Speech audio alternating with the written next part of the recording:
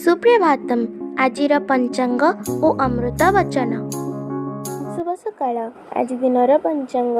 ଆଜି ଶ୍ରୀ ଶ୍ୱେତବରାହ କଳ୍ପର ବୈବସ୍ୱତ ମନ୍ୱନ୍ତର ଦ୍ୱିତୀୟପରାର୍ଦ୍ଧ ଉତ୍ତରାୟଣ ବସନ୍ତ ଋତୁ ଫାଲ୍ଗୁନ ମାସ ପୂର୍ଣ୍ଣିମା ତିଥି ମଙ୍ଗଳବାର ପବିତ୍ର ଦୋଳ ପୂର୍ଣ୍ଣିମା ଯୁଗାବ୍ଦ 5127 ବିକ୍ରମ ସମ୍ବତ 2082 ମାର୍ଚ୍ଚ ମାସର 3 ତାରିଖ।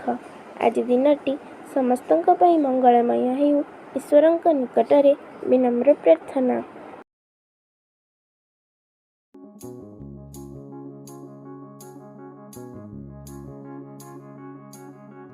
ଜଣକର ଭାବ ବା ଭକ୍ତି ଅନ୍ୟ ଜଣକ ସଙ୍ଗ ଖାପ କେତେବେଳେ ଖାଇବ ନାହିଁ।